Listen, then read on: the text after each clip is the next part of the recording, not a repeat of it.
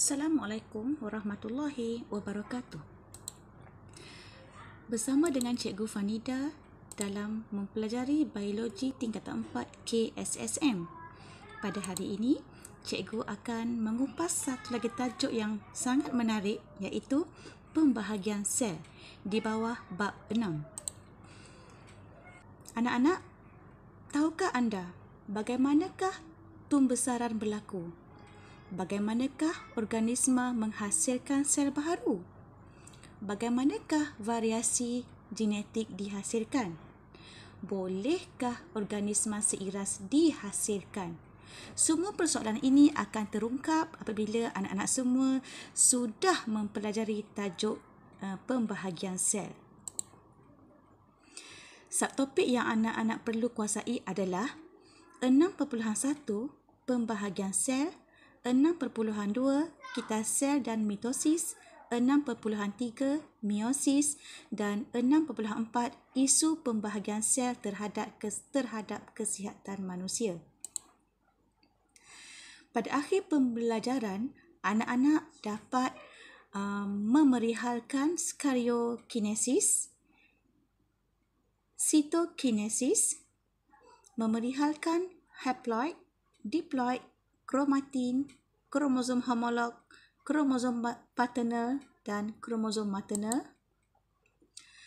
Memerihalkan fasa dalam kita sel iaitu interfasa, fasa G1, fasa S, fasa G2, fasa M, mitosis, sitokinesis, menyusun peringkat mitosis mengikut urutan, berkomunikasi tentang struktur sel dalam setiap peringkat mitosis dan sitokinesis melalui lukisan berlabel.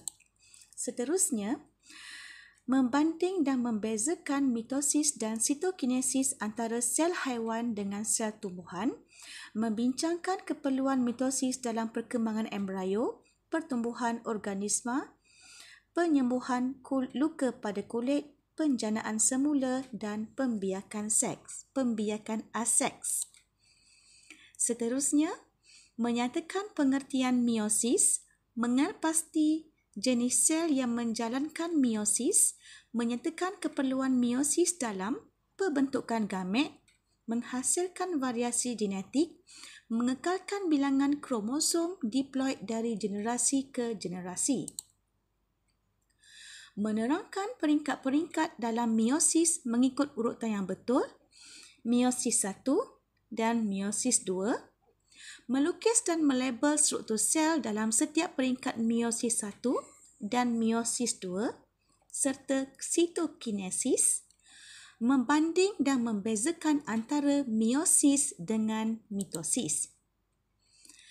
Seterusnya, anak-anak dapat menghuraikan kesan ketidaknormalan mitosis terhadap kesihatan manusia, iaitu tumor dan kanser. Dan last sekali, menilai kesan ketidaknormalan meiosis terhadap individu iaitu Down syndrome. Baiklah, cikgu teruskan dengan 6.1 iaitu pembahagian sel. Sel merupakan unit asas benda hidup, sentiasa tumbuh, sentiasa membahagi dan seterusnya sel akan mati. Jadi, sel yang mati mesti diganti dengan yang baharu. Oleh itu, sel badan menghasilkan sel yang baharu melalui proses pembahagian sel.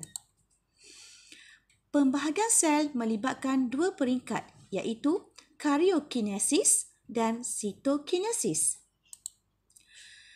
Karyokinesis melibatkan pembahagian nukleus, manakala sitokinesis melibatkan pembahagian sitoplasma.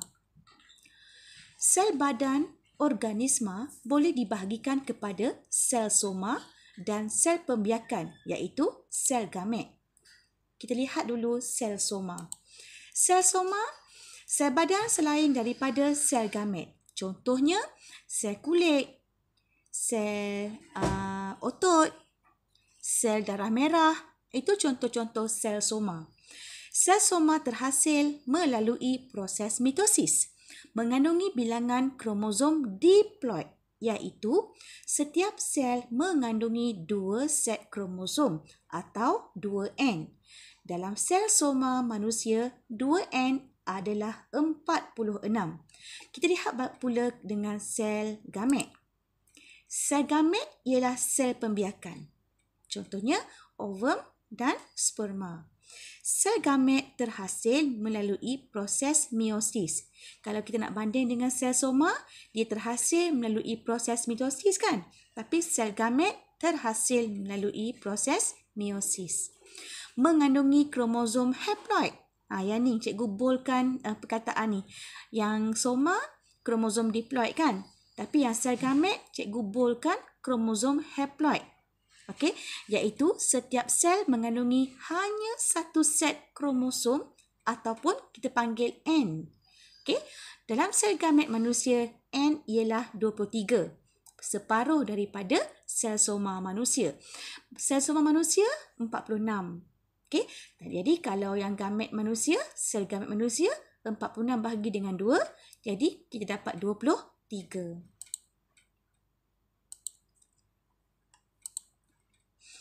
Dalam sel diploid, satu set kromosom berasal daripada induk jantan atau kromosom paternal dan satu lagi set berasal daripada induk betina ataupun kita panggil kromosom maternal.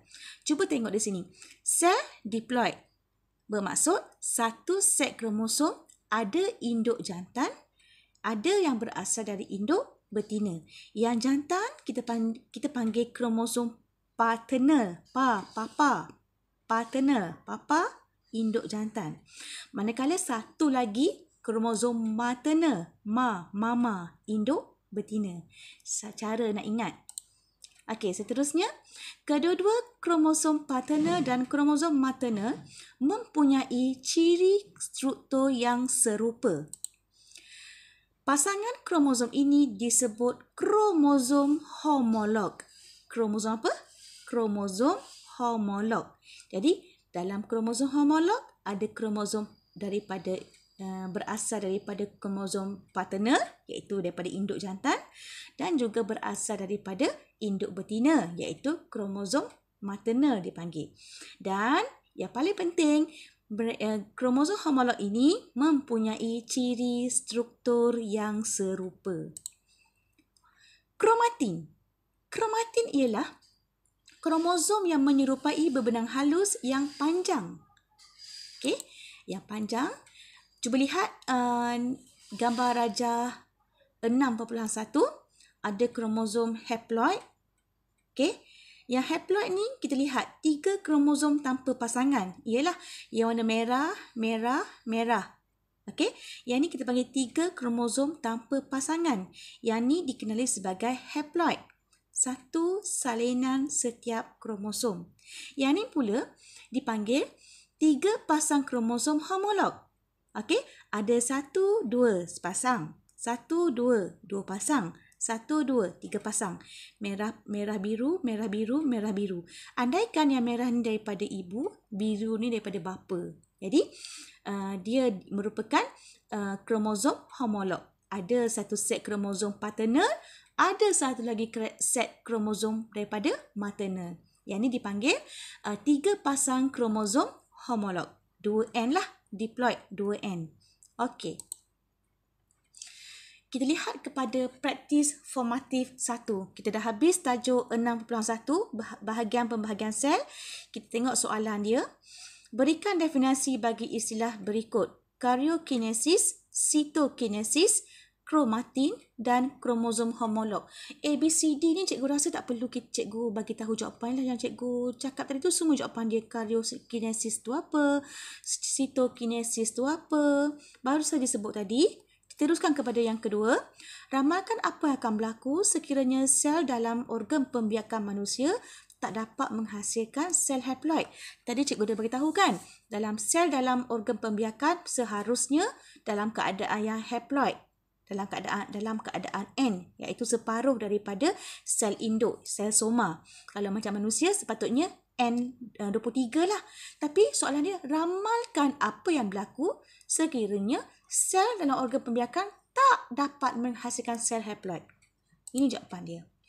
zuriat yang dihasilkan akan mempunyai 92 kromosom. Memanglah 46 ni andaikan daripada ibu, 46 ni andaikan daripada bapa. 46 campur 46 dia akan jadi 92, iaitu 2 kali ganda set kromosom daripada induknya. Jadi kalau jika ini berlaku, zygot yang terhasil akan merosot dengan sendirinya. Tiada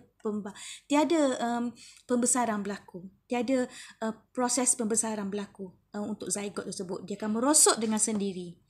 Okey? Cikgu teruskan kepada 6.2 iaitu kitar sel dan mitosis. Apa itu kitar sel? Kalau kita sebut perkataan kitar, dia macam kitaran lah. Okay? Kitaran daripada A pergi ke B, pergi ke C dan balik kepada A. Itu kitaran. Okay? Kitar sel merujuk kepada turutan kejadian yang melibatkan penggandaan DNA serta pembahagian sel untuk menghasilkan 2 sel anak. Okey, menghasilkan 2 sel anak. Kitar sel terdiri daripada interfasa dan fasa M. Interfasa merupakan fasa yang paling panjang dalam kitar sel. Fasa ini terdiri daripada fasa G1, S dan G2. Cikgu pergi dulu kepada G1. G1 yang warna biru ni, okey, yang warna biru ni, kitaran pertama, sel membesar. Membesar, G growth. Sel membesar, growth besar kan? Okey. So, komponen sel seperti mitokondrion dan jalinan endoplasma dihasilkan dalam fasa ini. Protein untuk kegunaan kitar sel juga disintesiskan ketika ini. Pada peringkat ini, nukleus kelihatan besar dan kromosom ada dah dalam bentuk kromatin. Berbenang-benang halus kan? Cikgu sebut tadi kromatin tu apa? Struktur seperti berbenang-benang halus. Jadi, dia tak panggil kromosom di sini. Dia panggil kromatin di sini. Okey? Dia dalam keadaan bentuk kromatin. Okey, seterusnya, fasa yang kedua yang color oranye ni, fasa S. Okey, masih lagi interfasa. Okey, masih lagi interfasa. Dan fasa yang kedua dalam interfasa iaitu fasa S. S, sintesis. S, sintesis. Sintesis apa? Sintesis DNA. Okey, sintesis DNA berlaku dalam fasa S apabila DNA dalam nukleus menjalani replikasi. Okey, nukleus menjalani replikasi. Setiap kromosom mengganda menjadi 2 kromatid yang seiras yang dikenali sebagai kromatid kembar. Kedua-dua kromatid mengandungi salinan DNA yang sama. Kedua-dua kromatid ini berpaut pada sentroma. Maksudnya macam ni.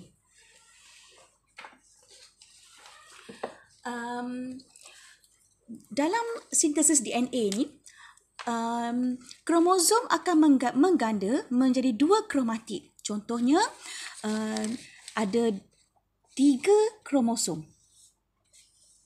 Okey, 3 kromosom. Kemudian dia kata, setiap kromosom mengganda menjadi 2 kromatid yang seiras. Maksudnya, yang ni dia salin balik. Yang ni seiras dengan yang ni. Yang ni pula dia seiras dengan yang ni. Yang ni dia seiras dengan yang ni. Okey, kemudian dia kata kedua-dua kromatid mengandungi salinan molekul DNA yang sama. Kalau yang ni ada DNA TAC contohnya. Yang ni pun sama. Diganda, disalin saja.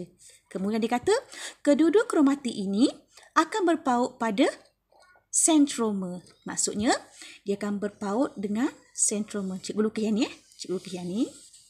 Okey. Okey. Yang ni sentroma di tengah. Okey. Ini dikenali sebagai kita panggil kromatid seiras. 2 kromatid seiras. Dan yang ni kita kenali sebagai kromatid kembar. Okey, jelas? Okey, yang ni kromatid kembar. Yang 2 ni adalah seiras. Okey. Seterusnya, cikgu pergi kepada G2. Okey, G2. G2 ni merupakan fasa yang ketiga dalam peringkat interfasa. Okey, yang terakhir. Seterusnya dia akan pergi ke fasa yang berikutnya, fasa M dipanggil. Tapi sebelum tu cikgu terangkan dulu apa dia fasa G2. G lagi sekali kita jumpa, tadi G1 growth, G2 apa yang growth? Sel juga yang membesar. Sel terus membesar dan kekal aktif secara metabolik. Semasa fasa G2, sel ini mengumpul tenaga dan membuat persiapan terakhir untuk memasuki peringkat pembahagian sel yang seterusnya, iaitu fasa M lah. Okay. Selepas peringkat interfasa, sel akan memasuki fasa M. Okay, ini fasa M. Fasa M ada mitosis dan sitokinesis. Okay, yang warna kuning ni dan yang juga warna purple ni. Okay, apa dia fasa M? Fasa M terdiri daripada mitosis dan sitokinesis. Mitosis melibatkan profasa, metafasa, anafasa dan telofasa. Okay. Mitosis. Fasa M tadi kan? Ada mitosis kan? Okey, apa dia mitosis? Mitosis ditakrifkan sebagai proses pembahagian nukleus. Anak, proses pembahagian nukleus. Nukleus apa? Nukleus sel induk menjadi 2 nukleus. Okey. Setiap nukleus mengandungi bilangan kromosom dan kandungan genetik yang sama dengan nukleus sel induk. Okey, dia jadi 2 nukleus dan 2 nukleus tu sama dengan nukleus induknya, baik dari segi bilangan kromosom maupun kandungan genetik. Seterusnya, kita pergi kepada peringkat mitosis yang pertama, iaitu profasa. Sebelum tu, kita lihat struktur gambar rajah bagi sel di depan ni. Okay, yang ini merupakan centriole. Centriole akan menghasilkan gentian gelendong. Okay, yang ni yang cikgu lukis tadi tu, yang duduk di tengah-tengah, iaitu centroma. Okey, centroma. Kemudian yang ni, yang dot-dot-dot ni merupakan membran nukleus terurai. Nanti cikgu terangkan di bahagian profasa nanti. Yang ni di bawah mikroskop elektron. Okey, yang panjang-panjang ni ialah kromosom dan yang color gelap sikit ni merupakan centroma. Centroma berpaut untuk dua kromatik yang kembar tadi kan, yang seiras tadi. Okey. Nah, ini dengan yang ni kromatik yang seiras. Okey, kromatik kembar. Okey, seterusnya. Kromatin mula menebal dan memendek bagi membentuk struktur kromosom yang jelas kelihatan di bawah mikroskop cahaya. Kromosom kelihatan terdiri daripada 2 bebenang seiras yang disebut kromatid kembar. Ini kromatid kembar. Yang ni 1, 2 kromatid kembar. Biru ni 1, 2 kromatid kembar yang dipautkan dengan centromere. Kedua-dua kromatid kembar terikat dengan centroma. Membran nukleus terurai, nukleolus menghilang, centriole berpindah ke kutub bertentangan dan gentian gelendong mula terbentuk. Yang bulat yang nombor 4 ni merupakan profasa yang terakhir. Okey. Seterusnya, cikgu pergi kepada metafasa. Metafasa, centriole berada di kutub sel yang bertentangan. Ini kutub yang pertama ni, kutub yang kedua, yang kutub yang bertentangan. Okey. Gentian gelendong menetapkan kromosom pada satah khatulistiwa. Okey. Gentian gelendong menetapkan kromosom pada satah khatulistiwa. Jadi, kromosom tersusun dalam satu barisan di satah khatulistiwa. Okey. Metafasa berakhir apabila centroma mula membahagi. Ni yang tengah ni centroma, bila dia mula membahagi, itu dah menunjukkan bahawa dia berada di peringkat metafasa akhir. Okey, teruskan kepada fasa yang seterusnya, iaitu anafasa. Centromere membahagi 2 dan kromatik kembar berpisah. Kromatik tadi kan? Kromatik tadi kan dia duduk berpasangan. Jadi bila centromere dah membahagi 2, dia pun terpisah. Okey, dia dah jadi 2, 1, 2 daripada satu centromere dah membahagi 2. Kemudian dia pun centromere pun akan berpisah bukan centromere berpisah, kromatik kembar berpisah. Okey, gentian gelendung akan memendek, mengecut dan kromatik kembar akan tertarik ke kutub yang bertentangan. Dia pergi ke kutub ni. Okey, dia pergi ke kutub ni. Macam mana dia pergi? Dengan kaedah gentian gelendung memendek dan mengecut. Okey, anafasa berakhir apabila kromatik sampai di kutub sel. Dah sampai semula di sini? Dah sampai semula di sini? Itu menunjukkan bahawa anafasa telah berakhir. Okey, cikgu teruskan dengan telofasa. Telofasa, apabila sampai di kutub bertentangan, kromatid kini dikenali sebagai kromosom anak. Setiap kutub sel mempunyai satu set kromosom yang lengkap dan seiras. Kromosom berbentuk berbenang halus, kromatin, iaitu kromatin. Nukleolus terbentuk semula, gentian gelendung menghilang, membran nukleus terbentuk semula. Peringkat telofasa diikuti oleh sitokinesis. Sitokinesis ni pencerutan berlaku. Ia akan nak jadi 2 sel anak kan? Okey, dia dah nukleus dah mula terbentuk kembali, gelendung-gelendung dah mula menghilang. Okey, kromosom dah berada lengkap di kutub masing-masing. Okey, dah selesai telofasa. Okey, ini contoh sel yang menjalankan proses mitosis. Cikgu tunjuk gambar hujung akar tumbuhan. Hujung-hujung akar ni dan hujung pucuk ni sebenarnya sangat cepat berlaku mitosis. Okey. Kalau macam ni, kita lihat dia duduk bergumpal macam ni. Ni peringkat anafasa. Okey.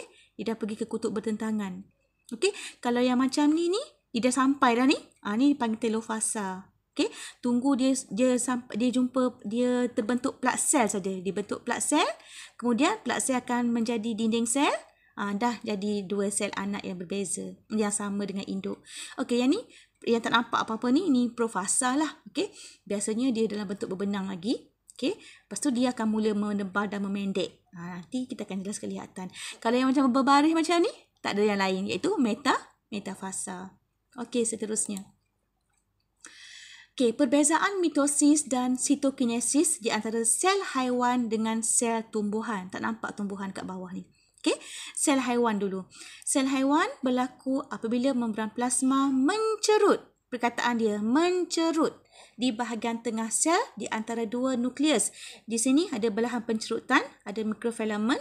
Kemudian gelang pencerutan oleh mikrofilament. Okey, apa yang berlaku? 2 sel anak akan terbentuk. Mikrofilament yang terdapat di tempat pencerutan mengecut menyebabkan sel mencerut sehingga terputus menjadi 2 sel anak. 2 sel anak ini ia seiras dengan sel induk. Okey, untuk sel tumbuhan pula, bermula apabila vesikel yang dibentuk bercantum membentuk plak sel di bahagian tengah sel. Yang ni. Vesikel terbentuk di plak sel. Okey, plak sel dikelilingi oleh membran plasma yang baharu dan membran dinding sel baharu terbentuk di ruang antara plak sel. Okey, yang ni ada dinding sel induk, kemudian dia terbentuk plak sel. Apa yang plak sel akan terjadi? Plak sel akan berkembang ke arah luar, dia akan bercantum dengan membran plasma. Di akhir sitokinesis akan terbentuk sel lulosa. Okey, untuk menguatkan lagi dinding sel baharu. Jadi, selepas selesai dah terbentuk dah dinding sel di sini, maka 2 sel anak akan terbentuk, iaitu sel anak yang berkeadaan diploid. Okey, ini perbezaan mitosis dan sitokinesis antara sel haiwan dengan sel tumbuhan. Keperluan mitosis. Okey. Bagi perkembangan embrio dan pertumbuhan organisma, mitosis memastikan pertambahan sel yang pesat dapat berlaku. Daripada anak 3 bulan, 5 bulan, 7 bulan dan sampai embrio di dalam perut ibu tu 9 bulan. Okey, mitosis sangat cepat berlaku. Sangat pesat berlaku. Okey. Seterusnya, ini gambar cicak di mana cicak ni ekor dia terputus kan? Nampak tak ekor terputus ni? Okey. Melalui proses mitosis, cicak mampu menghasilkan ekor yang baharu yang kita kenali sebagai penjanaan semula kan, regeneration. Okey, sekiranya ekor cicak terputus, mitosis akan dapat menghasilkan ekor yang baru. Okey, ini hydra.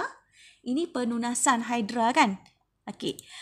Mitosis membantu organisma seperti hidra menghasilkan individu baharu melalui pembentukan tunas. Yang tunas ni bila dia jatuh, dia akan membentuk organisma baharu. Jadi hydra, anak hydra lah kita katakan. Lepas tu dia akan membentuk hydra yang dewasa.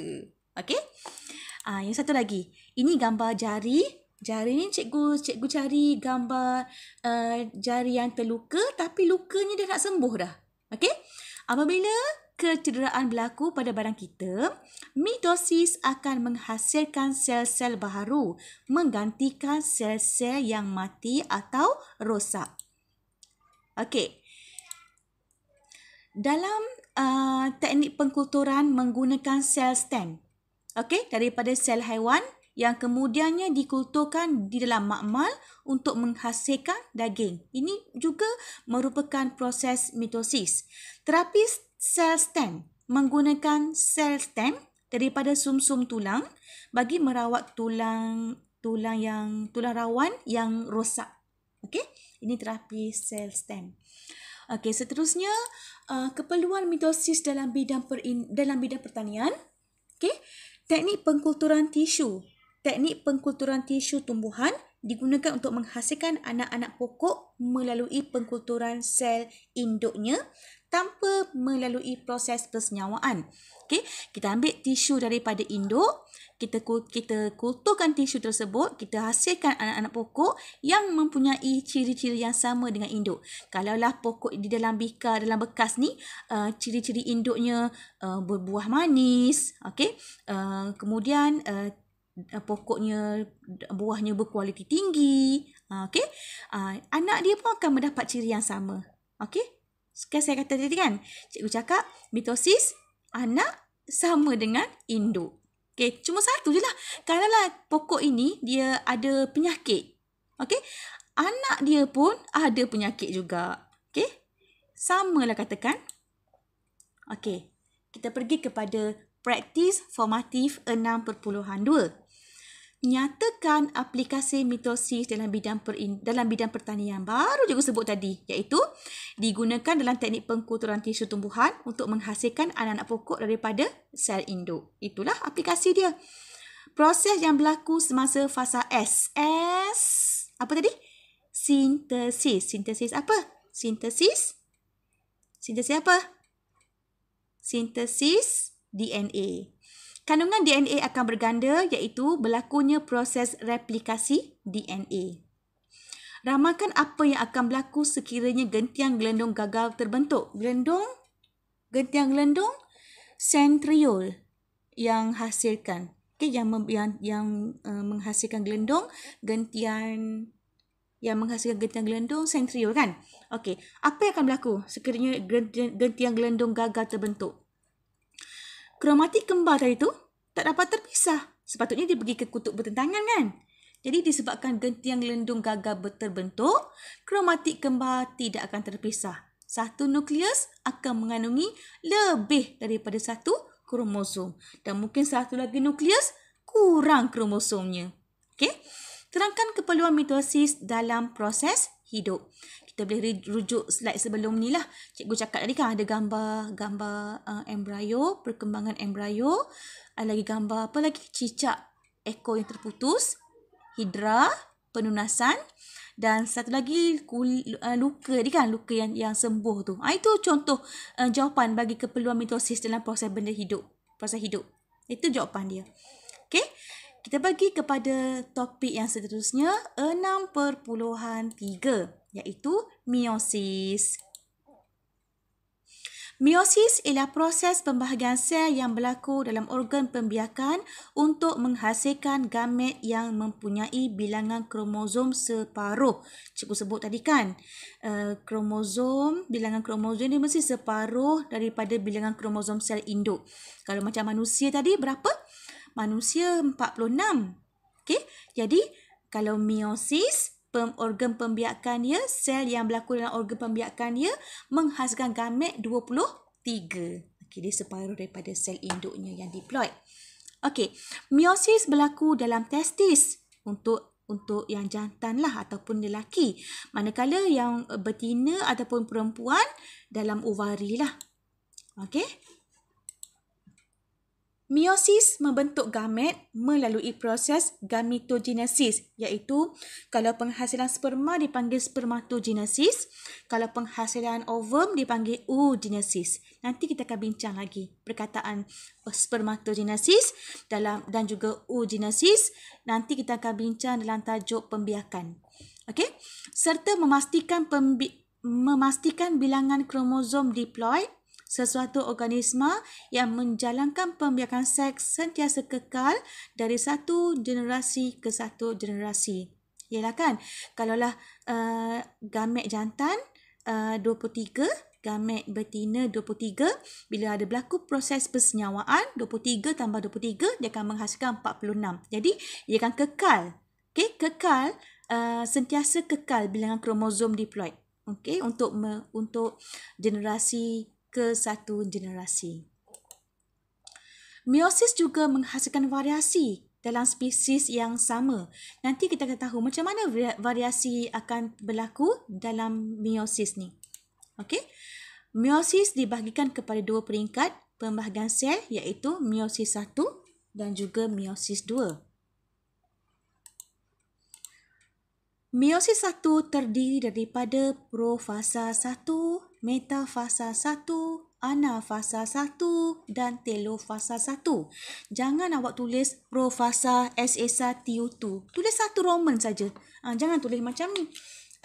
Profasa eja SSA TU2. Tak nak. Tulis je profasa 1. Sama juga dengan meiosis 2. Terdiri daripada profasa 2, metafasa 2, anafasa 2 dan telofasa 2. Jangan tulis macam ni. Okey. Fasa 2. Tak nak. Kena 2 macam ni. Okey. 2. Faham tak? Tak boleh guna perkataan 2 macam ni. Tak boleh. Okey, tak nak. Yang ni. Okey? Itu istilah kegunaan dia. Okey, seterusnya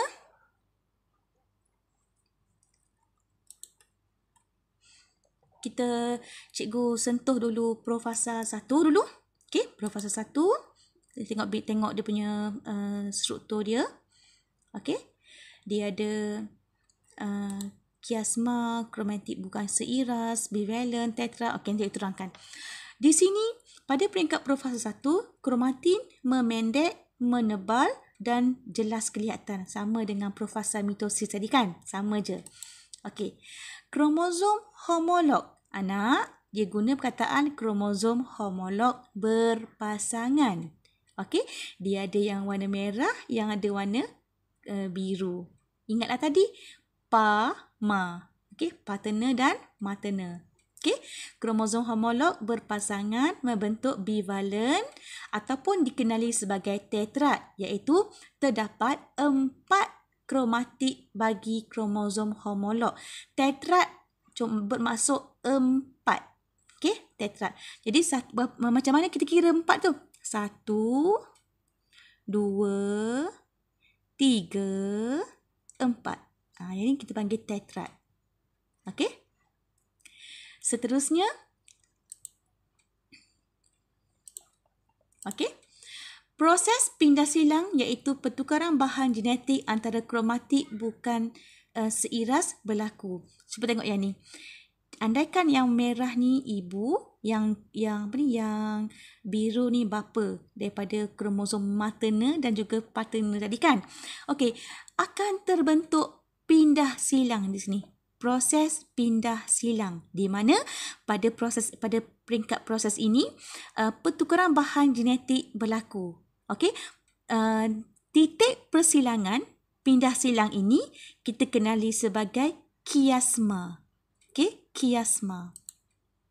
Okey, pindah silang akan menghasilkan kombinasi gen yang baharu kepada kromosom. Sebab itulah ada variasi. Kita sebut variasi tadi kan? Okey. kromatik yang bersilang tadi tu, tempat di mana titik di mana kromatik bersilang tu disebut kiasma. Cikgu dah sebut tadi. Pada akhir profasa 1, membran nukleus dan nukleolus mula menghilang. Sama macam profasa di mitosis tadi. Kedua-dua sentriol bergerak ke kutub yang bertentangan. Dia pergi ke kutub bertentangan. Okey, sebelah sini satu, tentang satu lagi, sebelah sini satu. Okey. Gentian gelendung terbentuk antara sentriol. Ini gentian gelendungnya. Okey. Kita pergi ke metafasa 1. Metafasa 1, metafasa dekat mitosis tadi, dia beratur di satah khatulistiwa kan? Ni pun samalah. Dia beratur di satah khatulistiwa. Okey? Dipanggil kromosom homolog tersusun pada satah khatulistiwa.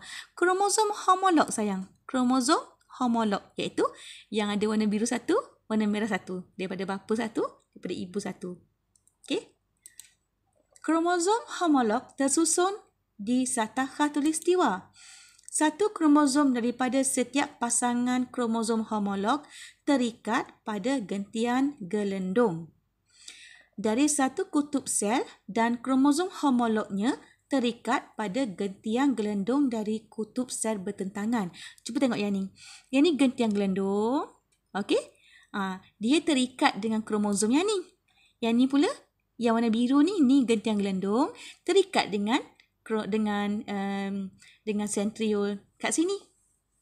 Okey? Terikat dengan gentian gelendung kat sini. Okey. Seterusnya, kromatik kembar masih terikat bersama kerana sentromanya masih belum berpisah. Okey. Anak-anak, rasanya bila peringkat nafasa apa yang berlaku? Bila proses gentian gelendung ni mengecut. Okey? Ni mesti pergi ke sini kan? Ni pergi ke sini kan? Okey, kita tengok. Anafasa 1. Okey, tu dia. Kromosom homolog berpisah dan ditarik ke kutub bertentangan. Okey, kromatik kembar masih terikat pada sentromere. Okey. Gentian gelendung mengecut menyebabkan setiap kromosom homolog berpisah daripada pasangan homolognya dan tertarik ke kutub sel yang bertentangan. Setiap kromosom masih terdiri daripada sepasang kromatid kembar. Yalah, ni kromatid kembar lah ni kan? Merah-merah, biru-biru. Okey, kromatid kembar yang terikat pada sentromer dan bergerak sebagai satu unit. Okey, seterusnya telofasa. Telofasa mesti dia ada pencerutan kan? Membran plasma mencerut. Kromosom tiba di kutub bertentangan. Setiap kutub sel mengandungi bilangan kromosom yang haploid yang terdiri daripada satu set kromosom sahaja. Gentian gelendung kemudiannya menghilang. Nukleolus mula muncul dan membran nukleus terbentuk. Telofasa 1 disusuli oleh proses sitokinesis yang menghasilkan dua sel anak. Inilah 1, 2. Kita tengok profasa nanti. Profasa 2 nanti. Ada berapa sel anak? Kedua-dua sel anak yang terhasil berada dalam keadaan haploid. Interfasa bagi meiosis 1 lazimnya singkat dan DNA tidak menjalani replikasi. Ni profasa 2. Tengok, ada dua sel anak. Okey, dua sel anak. Tadi telofasa 1 kan, dia menghasilkan dua sel anak. Jadi profasa 2, dua sel anak lah. Okey. Nukleolus dan membran nukleus mula menghilang. Setiap kromosom terdiri daripada kromatik kembar dan yang bercantum di sentromer. Okey, masih lagi biru-biru, merah-merah. Okey. Gentian gelendung mula terbentuk di dalam kedua-dua sel. Gentian gelendung ni daripada sentriol ni lah Okey, akan mula terbentuk. Metafasa 2. Yang ni berbaris di satah khatulistiwa. Tapi macam mana dia punya penerangan dia? Kromosom tersusun secara rawak pada satah khatulistiwa bagi setiap sel anak. Okey, tersusun secara rawak. Yang ni biru, yang ni merah. Okey, yang ni merah, Yang ni biru. Dia tak ada biru dengan biru, merah dengan merah. Ini dipanggil tersusun secara rawak. Setiap kromatid terikat pada gentian gelendong di sentromere. Ini kromatid dia terikat dengan gelendong di sentromere. Jadi kalau macam ni sentromere akan membahagi dua lah apabila anafasa nanti. Okey. Metafasa 2 tamat apabila sentromere berpisah. Cikgu sebut tadi kan. Okey. Seterusnya anafasa 2. Yang ni kromatid dah berpisah lah. Okey, dah tak ada dah biru-biru, merah-merah. Biru ke sini satu, biru ke sana satu. Merah ke sini satu, merah ke sana, ke sini satu. Okey, dia dah berpisah dah. Sentromer kromatid kembar berpisah. Pasangan kromatid kembar berpisah dan bergerak ke kutub bertentangan didahului oleh sentromer. So, sentromer duduk di depan. Dia akan didahului. Macam mana dia bergerak? Melalui pengecutan gelendong. Okey. Setiap kromatid pada peringkat ini dikenali sebagai kromosom. Okey, telofasa 2. Telofasa 2, cuba lihat. Kromosom tiba di kutub sel. Dah sampai dah kutub bertentangan. Okey, gentian gelendong menghilang. Membran nukleus dan nukleolus terbentuk semula. Bilangan kromosom sel anak adalah separuh daripada bilangan kromosom induk. Haploid lah, N. Telofasa 2 berakhir dengan proses sitokinesis yang menghasilkan 4 sel anak yang haploid. Yang ni 1, 2, 3, 4. Okey, ni dah ada pencerutan di sini akan di 2. Ni pun sama. Sel ni dia dah pencerutan di 2. Jadi 2 campur 2, 4. Okey. Setiap sel haploid mempunyai separuh daripada bilangan kromosom sel induk. Kandungan genetik juga berbeza daripada sel induk yang diploid. Ialah dia dah ada pindah silang, dia dah ada proses pertukaran DNA kat situ. Jadi dia pun ada kandungan genetik dia pun berbeza lah. Itulah yang berlakunya variasi. Okey, sel haploid berkembang menjadi gamet. Ini kalau ikutkan ni gamet lah ni. Tak kisahlah. Ini mungkin sperma. Okey, ataupun ini mungkin ovum. Okey. Seterusnya, perbandingan dan perbezaan di antara meiosis dengan mitosis. Okey. Kalau perbandingan dan perbezaan, dia ada persamaan dan perbezaan lah. Okey, kalau mitosis ni, kalau persamaan, anak-anak kena cuba amalkan perkataan kedua-duanya. Both. Okey, kedua-duanya melibatkan pembahagian sel. Tulis macam tu. Kedua-duanya melibatkan pembahagian nukleus. Itu untuk ayat persamaan. Kalau ditanya soalan ni, persamaan. Okey, kalau perbezaan, dia ada ayat manakala. Cikgu bercontoh. Mitosis berlaku di sel soma, manakala meiosis berlaku di sel gonad ataupun sel pembiakan. Atau anak-anak boleh buat dalam bentuk jadual macam ni. Dah bentuk jadual, dia table, dia dah ada kolom tengah ni. Ini dah menunjukkan perbezaan. Tak perlu buat ayat. Tak apalah, buat macam ni pun tak apa. Jadi kalau nak buat ayat, mesti ada perkataan manakala. Okey. Yang kedua, perbezaan kedua, kalau mitosis berperanan menghasilkan sel baharu untuk pertumbuhan dan membaiki tisu rosak.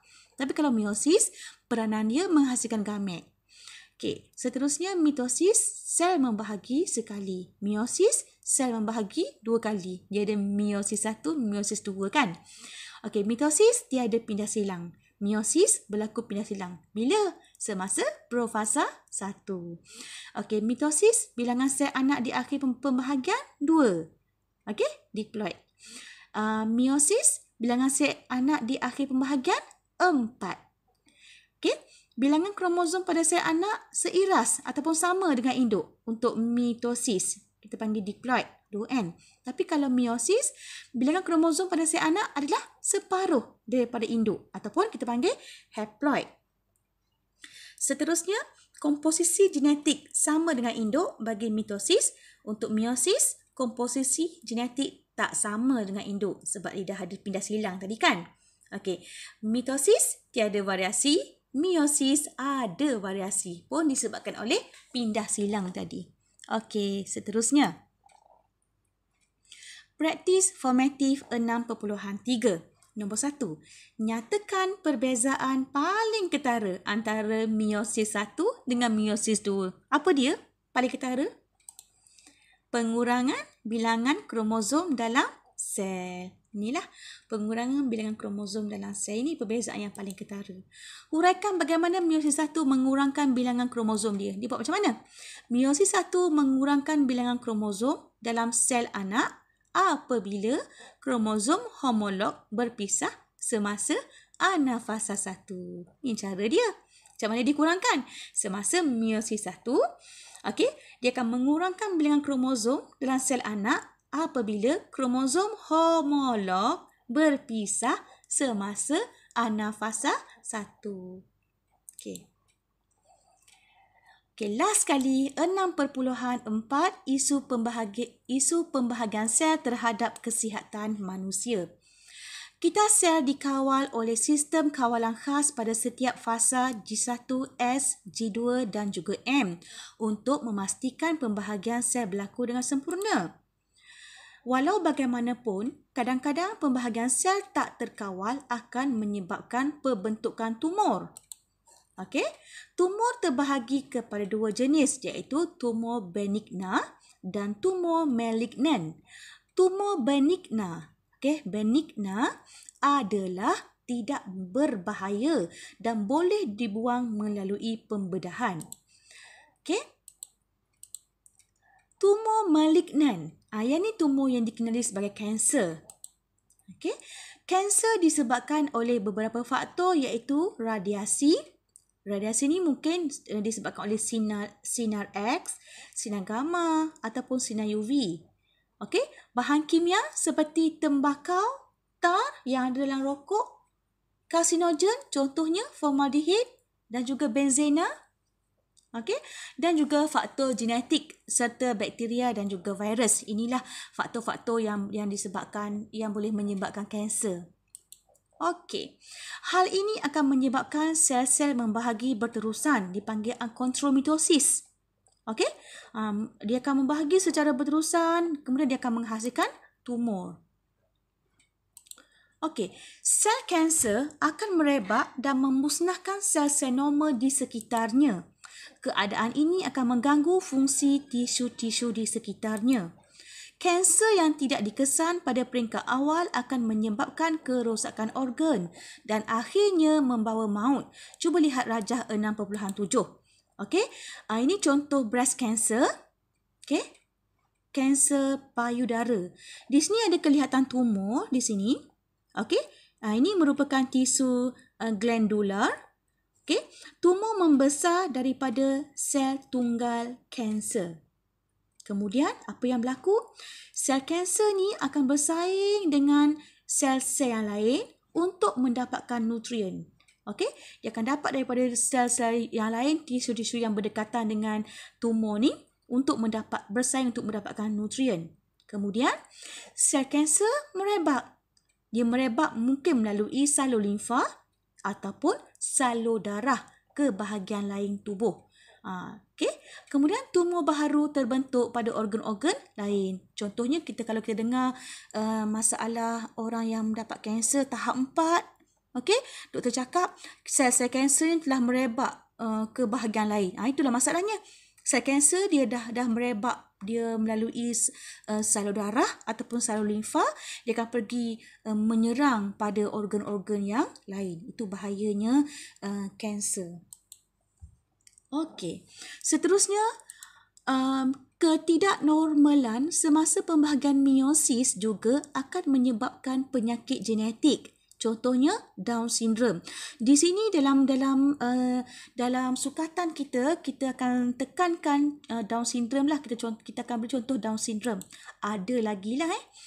Hal ini berlaku kerana gentian gelendong gagal berfungsi secara anafasa 1 atau anafasa 2. Akibatnya, kromosom gagal berpisah ataupun kita panggil non-disjunction, tak disjungsi. Okey. Non-disjunction iaitu kromosom gagal berpisah. Oleh itu, gamet mempunyai bilangan kromosom tak normal, mungkin 22 atau mungkin 24. Sepatutnya berapa? Sepatutnya 23 kan? Tapi disebabkan dia dah gagal berpisah, mungkin kurang. 22 ni kurang lah. 24 ni terlebih. Okey.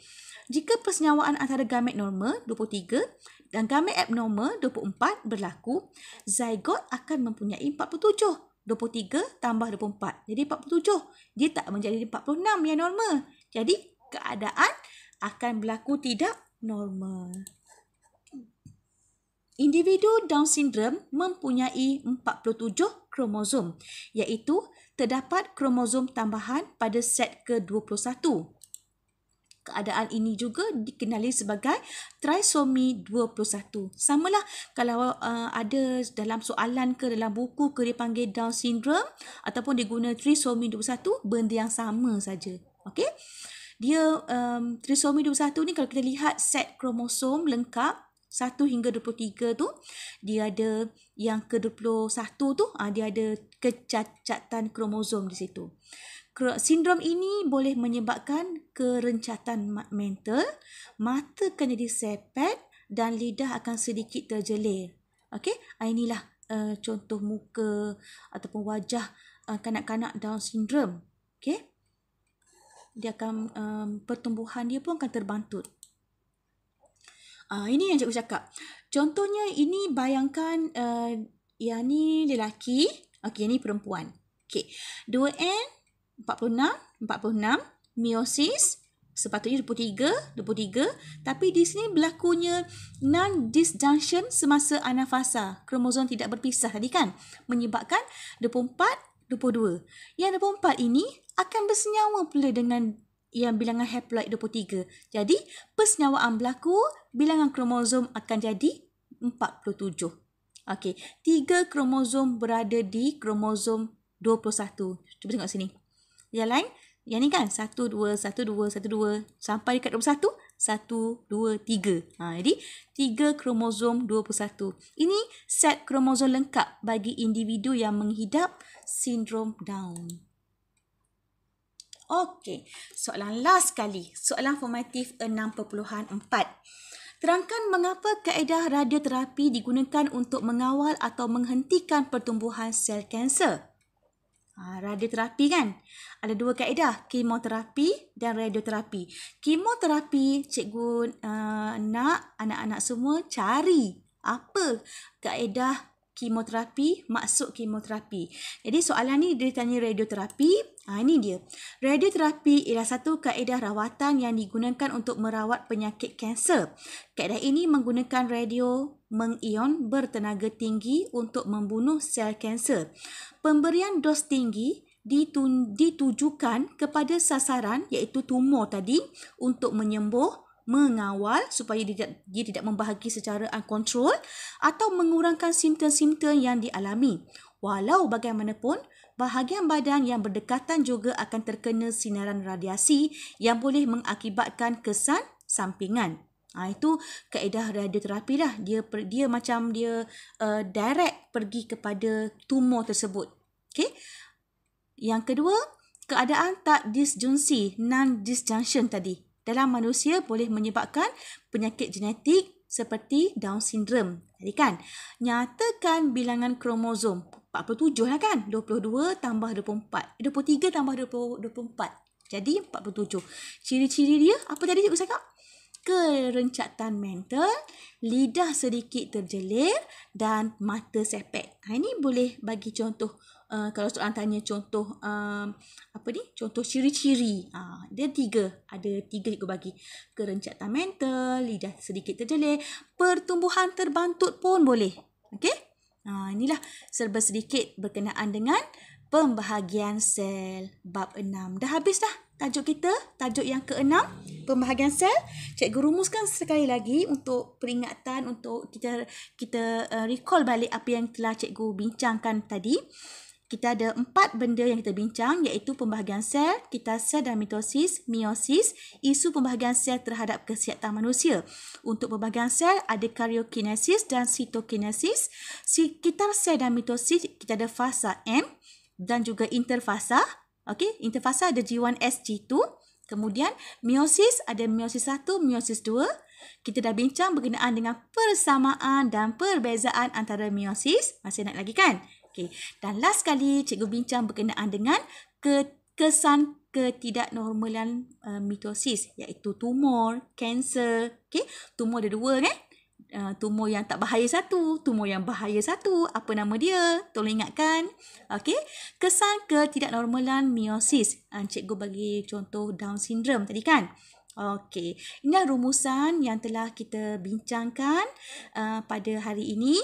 Diharap anak-anak semua faham dan sekiranya tidak faham boleh rujuk kembali buku teks, baca lagi sekali, mungkin awak faham dan banyakkan membuat soalan-soalan yang berkaitan dengan bab 6. InsyaAllah anak-anak akan faham balik. Jumpa lagi untuk bab 7. Sekian, terima kasih daripada Cikgu Fanida. Assalamualaikum warahmatullahi wabarakatuh.